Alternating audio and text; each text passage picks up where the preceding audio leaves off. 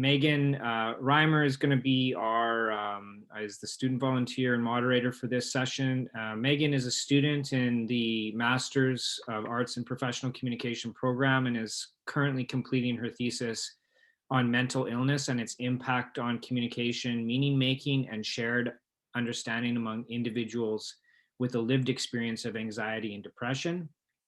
Unfortunately, the impacts of COVID-19 have brought a close to Megan's 14-year career as a communicator and change management specialist at WestJet. And she's now launching her own communication consultancy business in Calgary, Alberta. So congratulations on that new endeavor, Megan. And I should have to say as well that Megan and I worked together on our thesis, and she's just very smart and very good. So it's my pleasure to introduce Megan, and I will let her introduce our next speaker and the next topic. Thank you, Chase. I have to apologize in advance. Similar to Dr. Black, there seems to be what I can only describe as a scissor lift photo shoot happening outside my building. So I hope you can hear me and not the equipment. It's my honor to be a student at Royal Roads and to have the opportunity to support and participate in this conference. In the spirit of respect, reconciliation, and truth, we acknowledge that Royal Roads sits on the ancestral traditional lands of the Esquimalt and the Songhees ancestors and families who have lived on the lands for thousands of years. I'm joining from the Treaty 7 region of Southern Alberta and acknowledge here that we live, work, and play on the traditional lands of the Blackfoot Confederacy, the Tsuut'ina, the Stoney Nakoda Nations, Region 3 of the Métis Nation, and all people who make their homes here. I honor the opportunity to celebrate and gather on these traditional lands. I'm very grateful to introduce our next speaker, Kathryn Calder. Kathryn is a Victoria-based singer and songwriter, the founder of Oscar Street Records, an artist-run boutique record label on Vancouver Island, and owns the recording studio The Hive with her husband, producer, and engineer, Colin Stewart. For the past 15 years, Kathryn has been recording and touring as a vocalist and keyboardist with the indie rock group The New Pornographers, and also has released 3 solo records, 5 albums with Immaculate Machine, and 1 album with her latest project, Front Person. Most recently, Kathryn has been composing musical scores for feature films, including A Matter of Time, which is a documentary about her mother's battle with ALS. Kathryn loves her hometown of Victoria and is dedicated to promoting arts on the island and in BC. In July of 2019, Kathryn was recruited as the City of Victoria's Artist in Residence, which involves working with the city on public art and community engagement. As a way to reach people who are feeling isolated by the pandemic and to bring a little bit of joy to all of our lives, Kathryn created 1-877-2-BE-CALM, a toll-free phone service that offers a collection of music, sounds, stories, and meditations to help uplift and support the community. She's here with us today to talk about how this beautiful project came to be and how she has created connection through art through this difficult time. Welcome, Kathryn. Thank you so much for joining us.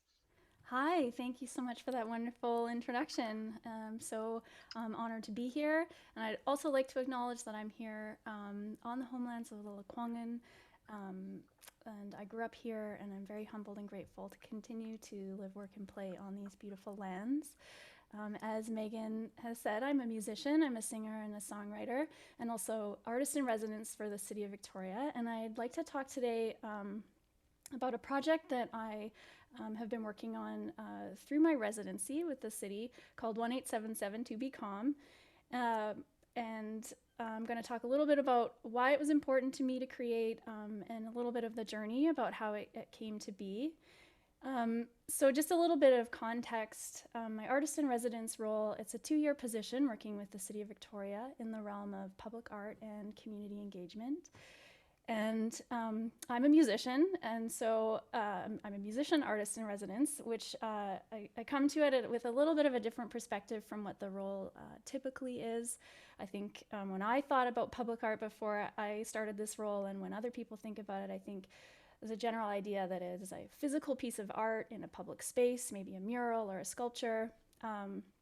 But when I was coming to it with the idea of music in mind, which is much more experience-based, kind of the soundtracks to our lives and, gatherings like concerts. And so I was thinking really about community engagement. And at the beginning of my term, I was thinking about community events and community gatherings and programming in some way. And so, of course, there was a lot of work that I did with that in mind. And then COVID has happened, and many of my projects had to change. I had to reimagine them so they could be delivered in a safe but still meaningful way.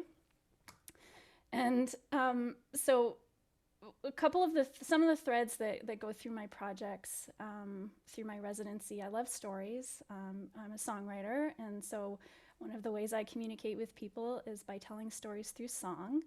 And another way, as I'm a singer, and so I communicate through my voice, and I'm drawn to voices and connection through voice. And Chase was talking early in the conference in his introduction about tone and pauses in voices and how we pick up meaning from all of those small cues. And that really resonated with me. And a universal example, I think, of connection through voice, I think about maybe like a mother singing a lullaby to a child, how it has very little to do with the notes and the arrangements of the notes, and everything to do with who's singing the song and the love that it's communicating. Or when you're talking on the phone with someone that you love and you haven't seen in a while, you might say, "Oh, it's just so nice to hear your voice." And so I was thinking about those things. Something else that, of course, this time has brought about is this major issue of isolation that so many people have been facing, being separated from loved ones, long-term care facilities, hospitals, living alone, just kind of these like very difficult times that so many people have been facing. And we know that one of the needs that we have as humans is connection, and the quality of our relationships and the strength of our communities has a huge impact on our lives, on our quality of life, and our well-being in general. And so I was, trying to combine these things with some of the amazing communication tools that we have available to us these days, such as the phone, such as video calls, so that we can share those stories and our voices with others, keep those connections strong when we have been separated. So I was combining all these things, music, voices, stories, and combining it with the tools for communication like the phone, just to help in some small way address some of those feelings of isolation, and really just to bring a little bit of joy to people's day, if possible. It was really kind of my small way of reaching out and saying, we're thinking about you during this time. People are thinking about you. So my project, 1877 To Be Calm, I created it with my friend Emily Hamill, with also the generous support of TELUS. And I'd just like to share my screen now.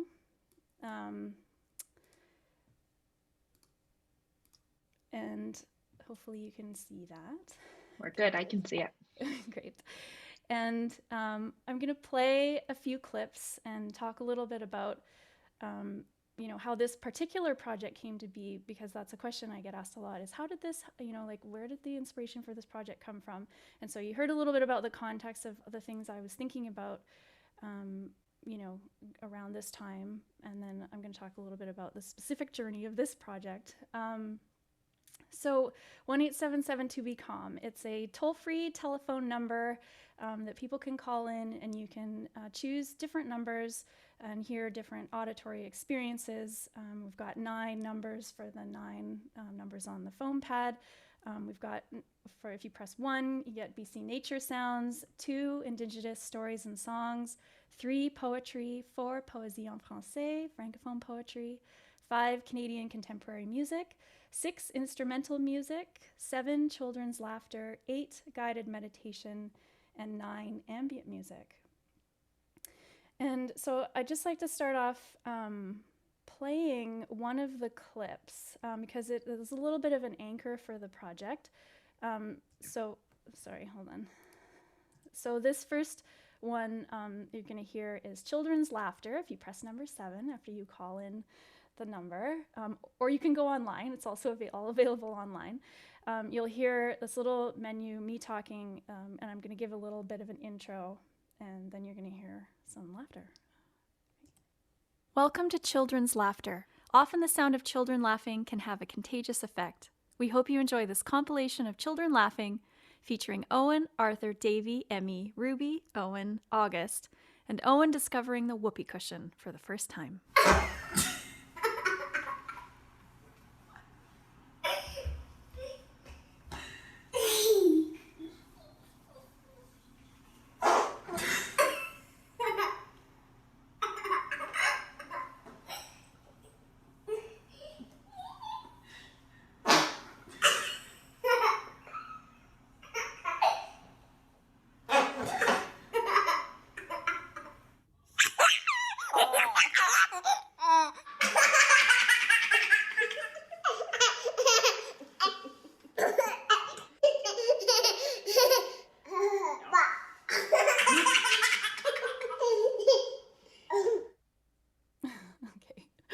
So it's basically kids cracking themselves up and then making everybody else around them laugh, which I thought was very sweet. And I love the whoopee cushion one, and that definitely has gotten a lot of feedback from people, as I think it brings people back to when their kids were little, or just having little siblings. Anyway, so that ended up being the anchor, and so this project was not linear. This is not this. So I'm going to try and describe the winding road that it took to bring this project to life. But so as I mentioned before, because COVID changed a lot of the projects that I wanted to do, and I had to reimagine them.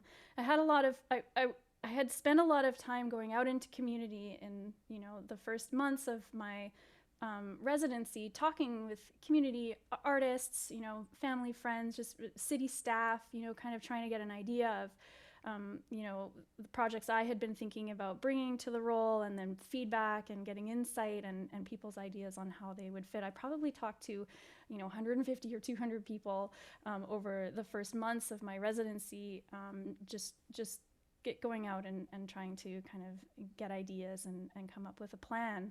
And so that process is a little bit like the metaphor of like having a whole bunch of sticky notes in my mind. So I'd be writing down ideas, like somebody would, I'd be talking to somebody about a project, and there'd be some ideas that would come out of it, and I'd kind of write them down and mentally stick it on a sticky note or write it in my actual notebook, but collect all these kind of ideas and keep them in mind, and then try to rearrange them into something that made sense and that had meaning and resonated with me and what I was trying to accomplish. And so there were, like I said, through this process of collecting these ideas, I had so many ideas rattling around in my brain, and I had come up with sort of a plan. And one of the ideas that had come about that I wasn't able to do because of COVID was a project that I wanted to do, an intergenerational project that the friends of mine, family friends, a grandmother and a grandson, were talking about my residency, and we had been talking about laughter and laughing, and how when you laugh, somebody else generally laughs, and how that's just such a kind of a sweet and joyful thing to experience. And so we kind of came up with this idea of the little 5-year-old wrote to me and said, we should do a laughing chair. When you sit in the chair, you hear people laugh, and then you laugh. And I just thought that was a really sweet idea, and I really loved how he wrote it. And so I was going to do this project, and it doesn't matter, but it was this project, intergenerational project, maybe with some kind of a chair, rocking chair, and maybe some kid art mixed with some older adults or elders, doing quilting. I don't know. I didn't know, right? I just had this idea for this laughing chair, and then of course that just wasn't possible during this time. You can't have anybody sitting on a common surface, touching things, it was all going to be just too complicated. And but I loved the idea of the laughter, and the laughter really was, of course, the heart of that project. And so I put it on a little sticky note and was like, okay, we've got this laughter idea. And in the spring, in April, a friend of mine, a colleague at the city, sent me an email about another project I had been kind of working on, and she sent me a link to a teacher in Calgary at a school there had her students create a phone line where they told jokes and told stories, and so people could call in and hear I thought it was a really wonderful project, hear kids. And so I didn't know how exactly I was going to incorporate that in, but I really liked the idea. And so I put it on another sticky note and just kind of like collected these ideas. And I was talking with my collaborator and friend, Emily, about these ideas, about the laughter and about this phone line. And you know, we kind of brainstormed this idea together about how, okay, well, why don't we put together a bunch of sounds, a different kind of auditory experiences for people, and have it be sort of calming or soothing or uplifting, and create this kind of curated experience. And so that is what we ended up doing. We brainstormed like what we thought would be fun for people to listen to, sounds that we thought would be fun, and we came up with this list of 9, and we started reaching out to people and getting, you know, lots of amazing content. And so the next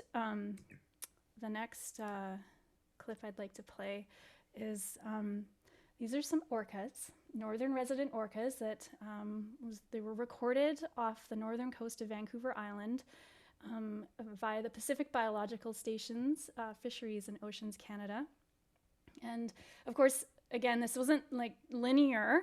So when we were thinking about BC nature sounds, we were thinking, well, you know, oceans, forests, rivers, birds, what were some of the things that, you know, we could include in this line? And, you know, of course, the ocean is such a big part of where we live.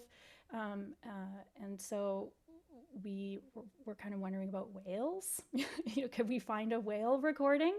And so I did a little bit of sleuthing and ended up, finding an amazing researcher, Dr. John Ford, who, through the Pacific Biological Station, Fisheries and Oceans Canada, sent us this recording of these orcas. And the northern resident orcas were swimming. It's kind of a remarkable recording because they're swimming underwater, and they're kind of around these very deep fjords underwater. So the orca calls are actually echoing back. You can hear it in the recording. You hear the original orca call, and then you can hear it kind of echo back off these fjords, through these fjords, and it's a really beautiful thing. So I just have a really short 30-second clip of these orcas.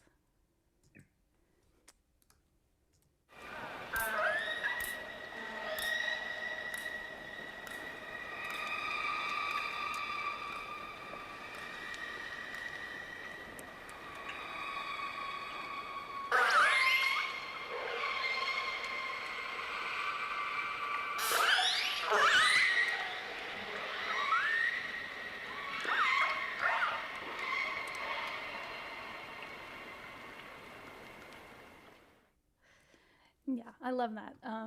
So amazing, and I love that you can kind of hear the depth of where they are in the recording. And finally, the last piece I'd like to play. This is on the Ambient Music channel. This is Indigenous musician Matthew Cardinal. He's based in Amiskwaci, Edmonton. And this is his piece titled PL-01. And he's an amazing artist, synth player, keyboard player, photographer. He does all kinds of things. And this is his ambient music. For those who might not be aware of the genre, it's a kind of like atmospheric music, kind of a gentle, meant to be, just very atmospheric and quiet. So this is a small clip of Matthew Cardinal's piece that he created for the phone line.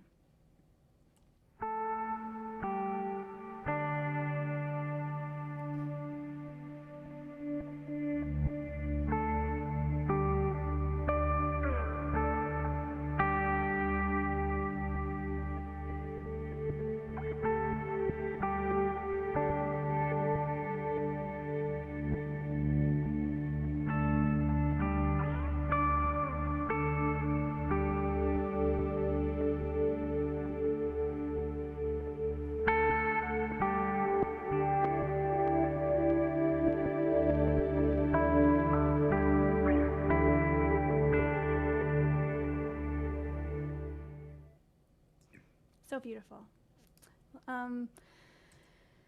So that is my project, and a little bit about how it came to be in the context and some of the things, and some of the things I was thinking about when coming up with it with my friend there.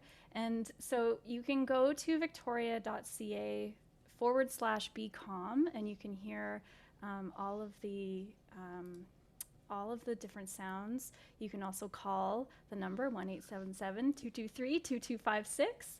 And if you can think of anyone who might love this project, please feel free to pass it along, either online, or if someone, maybe an older relative or someone who might be more comfortable using the phone, they can call the number. And we're updating it every couple of months. So the next update is going to be in March, mid-March. So until July 2021. And I'm going to be here for another few minutes if anybody has any questions.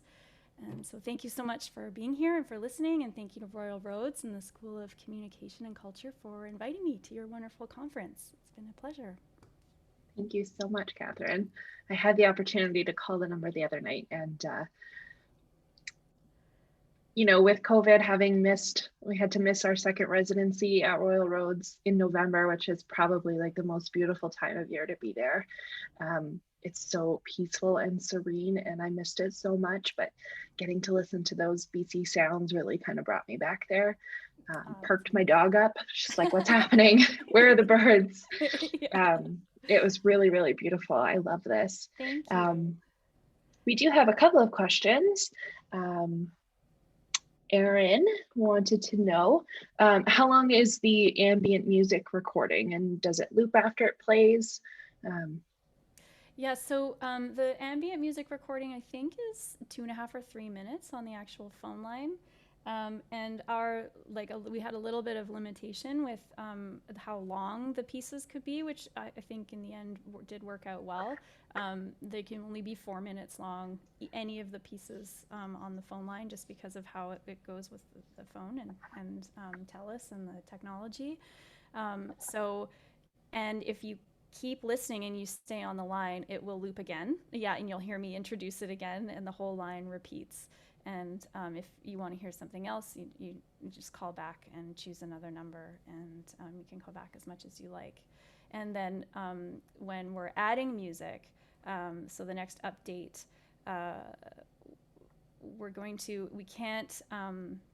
we can only have kind of that one curated group on the phone line. So when the March update comes on the phone, it will be brand new pieces, but I'm looking into having it archived on the website so that you can go back on the website, listen to the January version and hear all of those pieces as well as the new version. So hopefully that can happen. That's amazing. Thank you. So it sounds like you're updating it every couple of months and collaborating with new artists. Yes, exactly, until July. We have so much love for you in the chat here. And you probably feel a little, it's just me here, but there's so much love for you in the chat. People love it. Making us realize how kind of insignificant we are in the world when we hear, ocean and orcas underwater, doing their thing. It gave me goosebumps. Yes. Yeah. So nice we are going. Orcas swimming out there. Yeah, right. Yeah. I'm jealous that they're not as heavily impacted by COVID as I am. Yeah. They can still hang out with their friends. Yeah. We have actually opened up the mic functionality to our participants. So if anybody would like to come on to the call and share how you're feeling about this, or if you have any questions, we welcome you to unmute and hop on. If you're okay with that, Kathryn. Of course. Yeah, I'm totally fine with that. Oh yes, please raise your hand first. There should be a functionality to do that, hopefully within Zoom. I see a question here in the chat. Yeah, what would you like to see happen once COVID restrictions lift and we can gather again? In terms of the residency, or just in terms of my life? Residency. of course, yeah. And your life, why not? um, well, that's I think that my guess is that my term will be over before restrictions totally lift. It's really hard to plan. It's really hard to know. Um,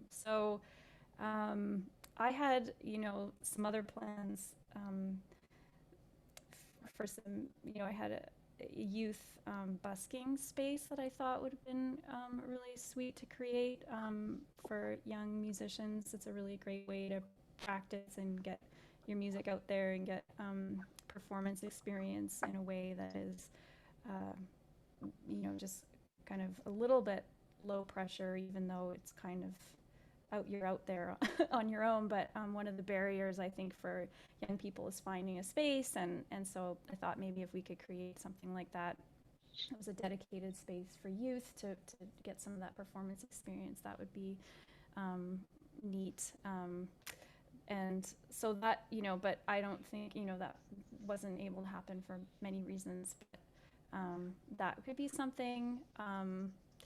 Yeah, I'm not sure. I think as far as the residency goes, just finishing up the projects that I have going on, and I've got a youth songwriting workshop coming up for youth 14 to 24. They can learn a little bit about songwriting with me and some musician guests, and so just those kinds of things are happening, and then we'll pass the baton on to the next group of folks doing the residency or whatever comes.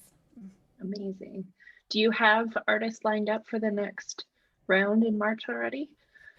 For the 1877 to be calm, I do have a few. We have an amazing piano player, Shoko Inoue, who will be performing a piano piece, and another ambient musician, White Poppy, Crystal Doral, will be doing a beautiful piece.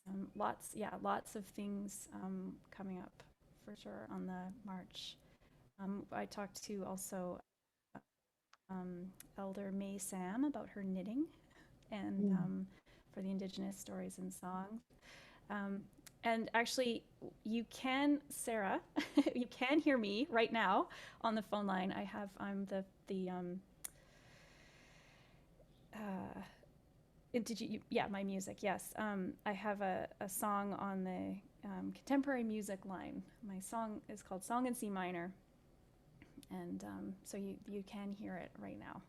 But I won't be on the March update. Yes. Awesome. Thank you. Chase, I see you have your hand up. Either you're showing me the functionality or you actually have a question. No, I actually have a question. So I know it's kind of, I'm going to jump in, but maybe hopefully other people will see it's not so scary to come on mic and ask a question, because hopefully, I know there's questions out there, but I got my Slack is going off in the background. That's why you hear it. The reason Kathryn, I was really struck by your project because we were driving down the highway one day on one of these gloomy, rainy days that we get in Victoria. And I know that we shouldn't complain because there's folks who are out in other parts of Canada that are suffering from blizzards and such. But and a plug for 1877 to be calm came on the radio, and the DJ just sort of, I can't remember what station it was. They just sort of said, check this out. So what was great about it is that we actually called it, and we talk so much about digital communications and digital technology, but what sort of struck me when we called it is that it's very similar to those waiting. I don't know if you intentionally did that, but it's very similar to those sort of waiting room answering call, when you get to your bank or whatever, where it's very, like, it's sort of just very, it's just sort of this very neutral tone. But it wasn't, it wasn't trying to be it didn't sound to me anyways that it was trying to be new agey or anything. It sounded to be almost kind of this like clash between sort of that expectation of phoning something like a 1877 to be calm kind of number, but then the choices were just so unexpected and like sort of whimsical in a really nice way. And then when you hit the button and everyone could share it, like we could all sort of share it in the car. And I have a daughter, and so she's laughing at the kids laughing at the, at the whoopee cushion and so on. And I just was really struck by that sort of, I don't know, like that use of an older technology. Um, and I know that David and Robert were sort of talking about reading books and kind of having that, but was that sort of, was it purposeful to have it as a phone number for that reason? Like, was that part of the design, is to make it not be just a digital resource? Because it would have been much easier, I'm sure, to do it that way. Yes, it was definitely the heart of the project was the phone. And I think, having done it now, like when I was thinking about it, I was thinking about reaching people who may not have easy access to, digital technology, might not have their iPads and their smartphones and things, and even laptops and stuff. So I was thinking about how can I reach those people who are also, feeling isolated, and that older generation who are more comfortable on the phone, and spend a long time on the phone, and so that was what I was thinking. But I also love that it is a different pace. There is certainly something about calling into the phone line, and you have to be a little bit patient, because you're kind of hearing the menu options, and so it's one of those just kind of one of those interesting I don't know, convergences of things where there's a different pace, kind of like reading a book is different from a TV show, and it can be the same story told in very different ways. So that was something that came through, and I was definitely thinking about what people would like when I call a 1-800 number, and of course I was thinking about the banks, like okay, so when you do this, how does it sound when you call in, like what might people be expecting? And so it was just, I just went with with that kind of idea of it, doing an introduction, introducing the menu options, let people know kind of how to navigate this, and try to do it in a way that is with it, with kind of like a friendly tone. And so I was thinking about all of those things, but definitely the phone, was kind of the heart and soul of the project. I think it definitely makes it more intentional, when you're picking up a phone and calling. And it's nice. It's the one number I can call these days that doesn't give me a whole COVID-19 spiel about not to come in if I'm not feeling well. I know. Just listen. I was in a store the other day and hearing like an announcement over the PA, and it was like, this is our new reality. Hearing those announcements, please stay 2 meters apart, and Yep. Well, they're common now. We do have another question in the chat. Yes. The orcas are her favorite, from Melissa. She loves Song in C minor, and also Where's Your Catto? Yeah, my cat sometimes makes some appearances, Mm. although not usually when there's music playing. She hates, she doesn't mind music, but she hates it when I pick up the guitar or play the piano. So Really? She stays well away. Yes. So sort of, wrong household for her in some ways. Although she loves us and we love her. Of course. Have you received a lot of feedback about the project? What is some of that feedback? Some of the feedback, has mostly been have been that people really enjoyed it. We kind of launched it actually unintentionally, but on January the 7th, which was kind of the day after all of that crazy stuff happened in the United States. And so there's been so much happening. Which day?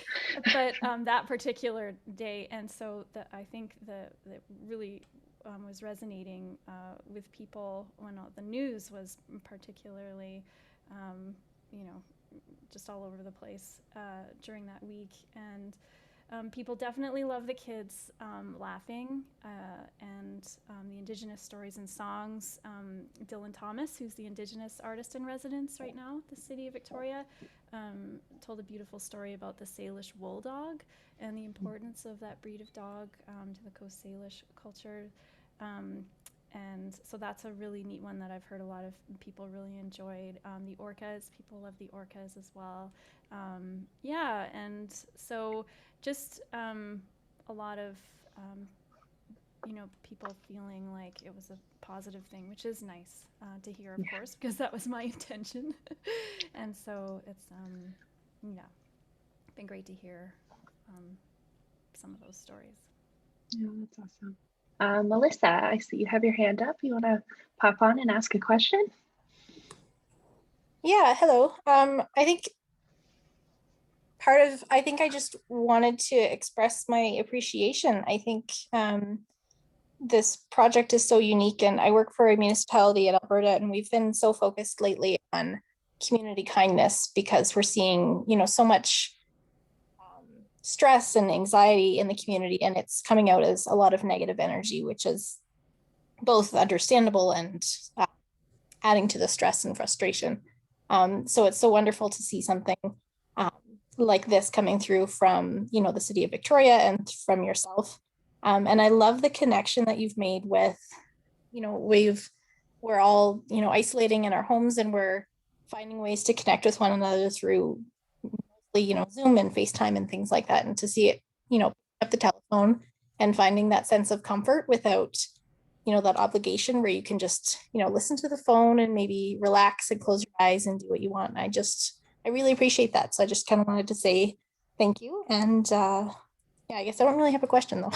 Thank you. That's really kind, and I really appreciate that. Thank you. Thank you, Melissa. Kathryn, do you have any idea, any kind of stats on the demographic that's predominantly calling the number? No, I don't actually have any information on the stats.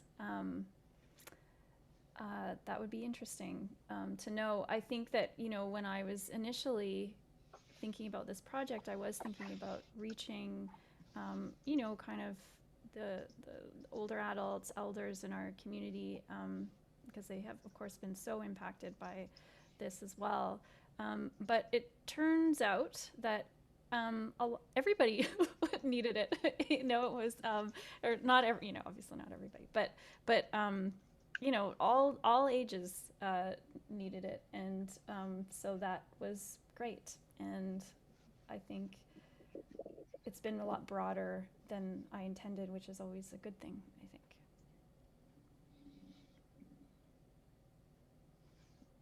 There's a comment there from Sarah. It struck me that there's a real opportunity here to gather stories, healing, calm stories, elder stories, and so much more.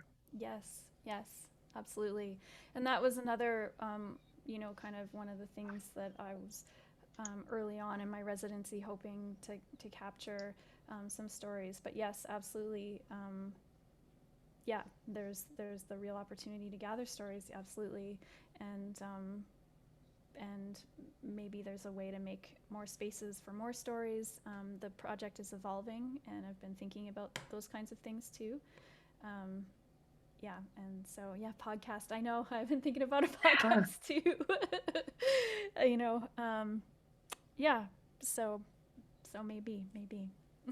I would listen too. I've been really into podcasts lately, and they're yeah. I'm not usually a verbal person. I prefer to read things, but yeah, the podcasts have been great. Yeah. Chase, you made a comment in there in the chat here about how this speaks to an important form of ethical communication, which of course is what our conference is all about. Can I invite you to hop on and elaborate a little bit on that? I mean, sorry.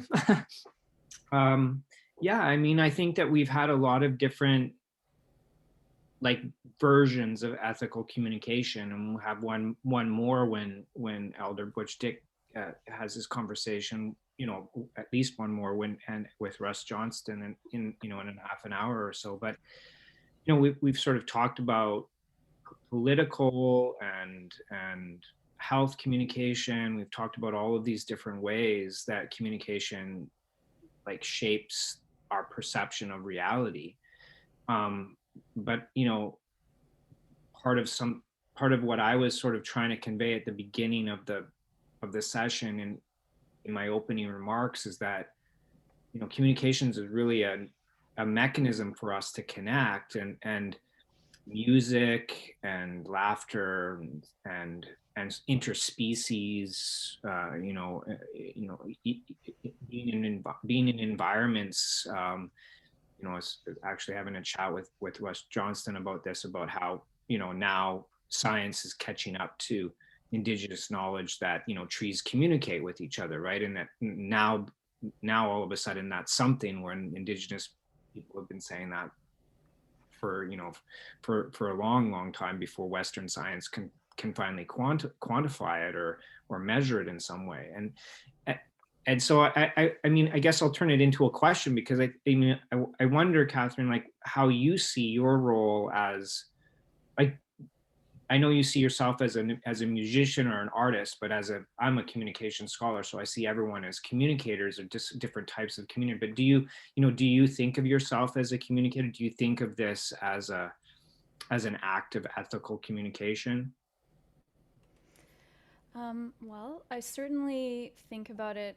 I mean, I think now that I've been part of this conference, certainly I recognize the role that communication plays. And of course, communicating through music and communicating through, like, projects like this.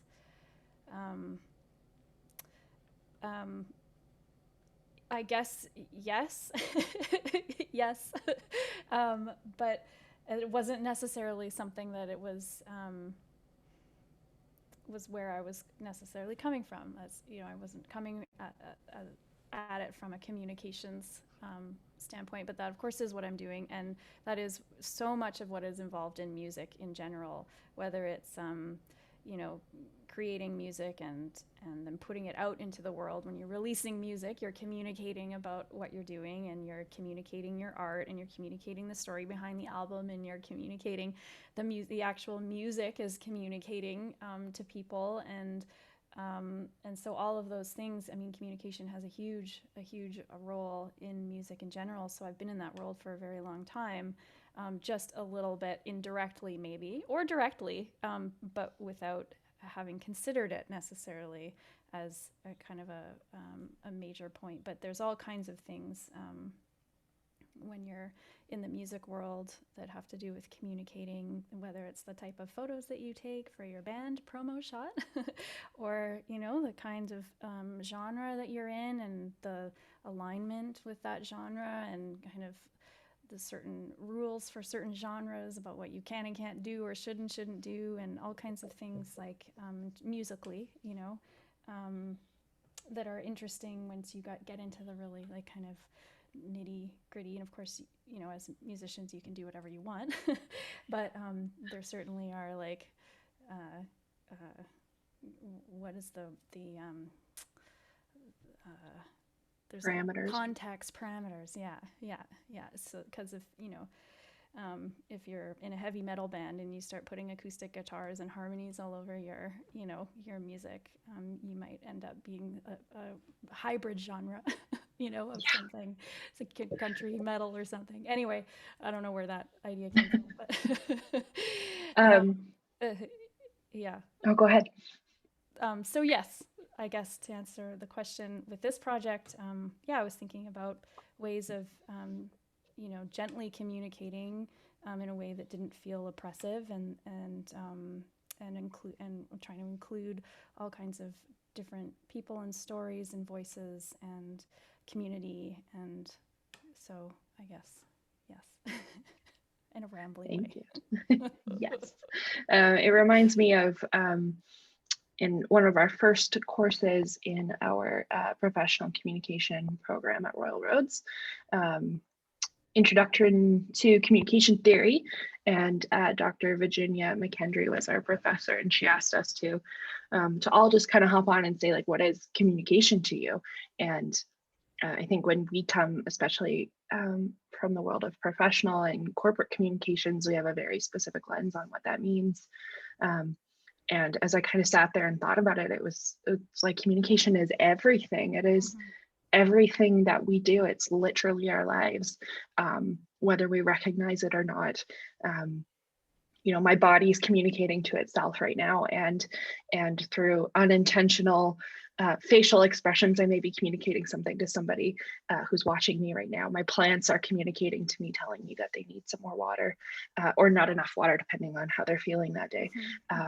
And it's really kind of, you know, when somebody asks me what I do and I say communications and they're like, what's that? I'm like, what is it not? Yes. You know, it's a really powerful thing, and it does come through in a lot of different mediums that we may not think about.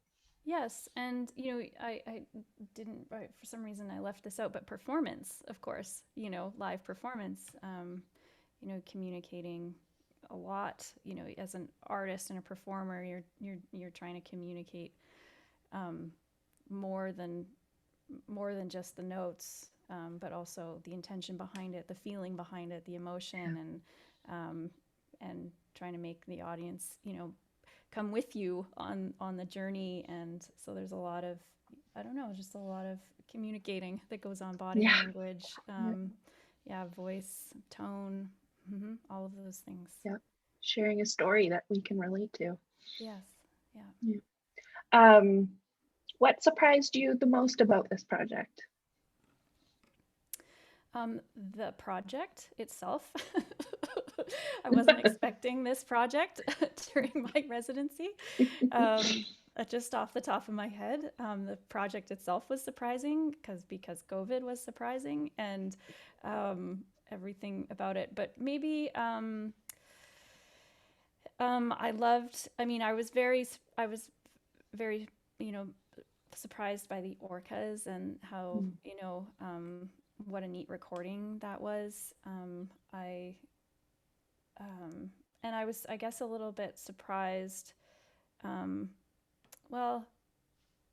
about, you know, the project coming together in the way that it did. I think that sometimes, and, you know, I know there'll be a lot of creative folks out here who will resonate with this feeling when you start off with an idea for a project and you don't have an idea of necessarily what it will be, and you just have to kind of go forward anyway with it, with the idea of knowing that it will probably be just fine and it probably is going to work and sound great, and you just kind of have to trust that it's all going to come together. But it's an uneasy feeling to have when you're working on something that is intangible and that you kind of have this general idea, but it's pretty vague, and you're trying to communicate the project to other people and get people involved. Although I have to say everybody was very on board with the project. It was not difficult to get people interested in the project because everybody could understand, of course, the goals and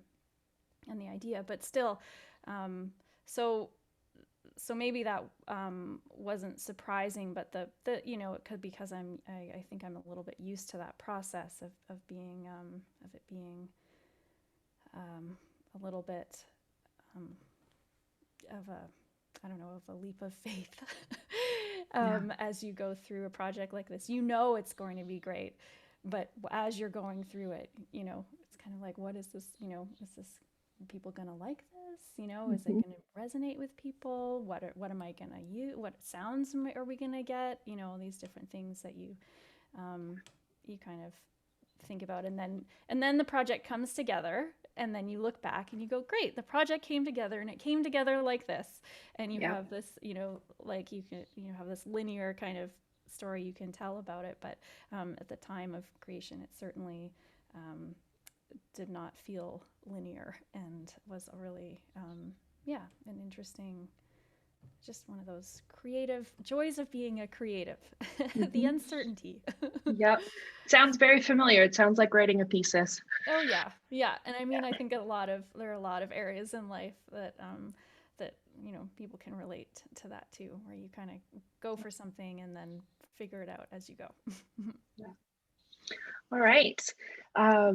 Thank you so much, Kathryn. I don't think we have any more questions. Thank you. So just to recap for everyone, Kathryn is the artist in residence for the City of Victoria until July, which, as I think I understand that when Kathryn leaves, the project goes with her. So if you haven't yet, have a chance to call and listen in to some of those sounds, and we can expect a refresh in March with some new talent. Looking forward to it. Thank you. And I don't know if it will leave or whether it'll still be available on the City of Victoria website for longer. I'm not exactly sure. But yes, please do call in and visit the Hopefully website. it will stay. Hopefully it will stay. Yes. Maybe you'll be able to pitch it and it'll go to the banks and they'll have an option there that you can hit to listen to kids laughing before you go and talk to the customer service agent. Brilliant. Oh, well, thank you, Kathryn, and thank you, Megan. They've been a really interesting and such a nice change of pace from the other sessions that we've had, and just a really nice emotional and like just a different type of vibe. And I think that's really nice for us all as well to get those different voices in on what it means to do communication in different ways and understand what ethics means in different ways for different communicators and contexts. So thank you for your creativity, and thank you for your participation, and thank you for your art that you've put out there for all of us to appreciate. We will have a break